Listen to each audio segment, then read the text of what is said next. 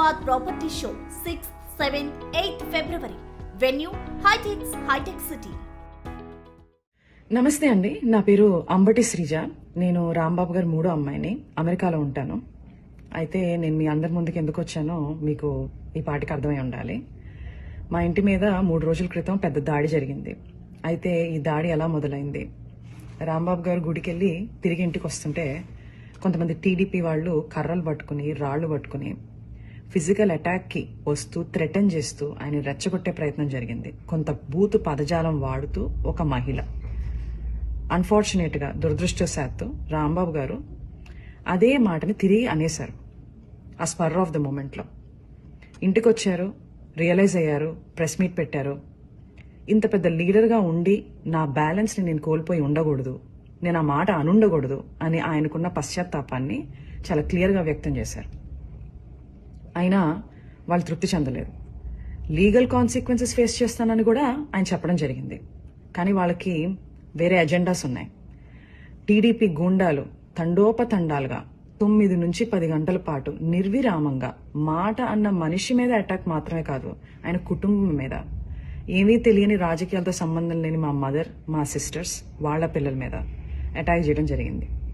Attack చేస్తూ వాళ్ళు కుల ప్రస్తావన కూడా తీసుకుని వచ్చారు. కాపు ఎల్ డాష్ ఇలాంటి మాటలు మాట్లాడుతూ అటాక్ చేయడం జరిగింది. అయితే నాకు షాకింగ్ విషయం ఏంటంటే ఇదంతా కూడా ఎగ్జిక్యూట్ చేసింది, ఇంప్లిమెంట్ చేసింది ఎవరయ్యా అంటే ఒక డాక్టర్, సెంట్రల్ మినిస్టర్. అంటే ఆయనకున్న మేధస్సు, ఆయనకున్న ఈవిల్ థాట్స్ని, ఆ క్షణంలో ఉన్న ఈవిల్ థాట్స్ని సరైన మార్గంలో పెట్టలేకపోయిందా? ఇది నాకున్న అంతు చిక్కని ఒక ప్రశ్న. అక్కడితో వాళ్ళు ఆగలేదు. రాంబాబు గారిని అరెస్ట్ చేశారు. ఏమని చెప్పి అరెస్ట్ చేశారు? మీకు భద్రత లేదు బయట ఉంటే అని చెప్పి అరెస్ట్ చేశారు. అరెస్ట్ చేసి చాలా కన్వీనియంట్గా 4 గోళ్ల మధ్యలో బంధించి కాళ్ళు చేతులు పట్టుకుని ఫిజికల్గా హెరాస్ చేయడం జరిగింది. ఆయన ఒక ఎక్స్ మినిస్టర్. సరే, మీకు ఆ గౌరవం ఇవ్వడం ఇష్టం లేదు. ఆయన ఒక సీనియర్ సిటిజన్, 65 నుంచి 70 ఏళ్ల మధ్యలో ఉంటుంది ఆయన వయసు. అయినా కూడా వాళ్ళకి గౌరవం ఇవ్వాలని లేదు. రాక్షసానందం పొందారు. అయితే నాకు అనిపిస్తుంది, ఇంతకుముందు మా ఇంట్లో వాళ్ళు అమెరికాలో ఉన్నాను, ఫారెన్ కంట్రీలో ఉన్నాను అని చెప్పి నా యోగక్షేమాలు కనుక్కోవడానికి తరచూ నాకు ఫోన్ చేసి మాట్లాడుతుండేవాళ్ళు.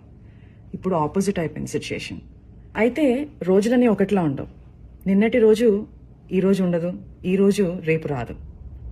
4 రోజుల క్రితం మా ఇంటికి ఎంతమంది అయితే జనాలు వచ్చారో అంతకు 10 మంది ఈరోజు రావడం జరిగింది, ప్రేమాభిమానాలతో. ఆ రోజు మా ఇంట్లో కిటికీలు, అద్దాలు, తలుపులు పగిలిపోయాయి. ఈరోజు ఏకంగా గోడలే పగిలిపోయినాయి. శ్రీ వైఎస్ జగన్మోహన్ రెడ్డి గారు మా ఇంటికి రావడం జరిగింది. కూర్చుని చాలా వివరంగా మా అమ్మగారితో, మా అక్కలతో జరిగిన సంఘటనల గురించి మాట్లాడటం, మా బాధని షేర్ చేసుకోవడం, మాకు ఒక అండగా నిలబడటం జరిగింది. చాలా సంతోషంగా ఉంది. ఇవన్నీ చూస్తుంటే నాకు మా నాన్నగారు అనే మాటలు గుర్తొస్తున్నాయి. శ్రీ వెంకటేశ్వర స్వామి అండ మాపై ఉన్నంత వరకు మీరు మా పైన వేసే ప్రతి రాయి మా దాకా చేరేసరికి పువ్వుగా మారుతుంది. మీరు మమ్మల్ని తిట్టే ప్రతి తిట్టు ఒక ఆశీస్సుగానే మారుతుంది. ఆయనే మాకు ఒక రక్షక కవచంలా ఉంటారు. Thank you.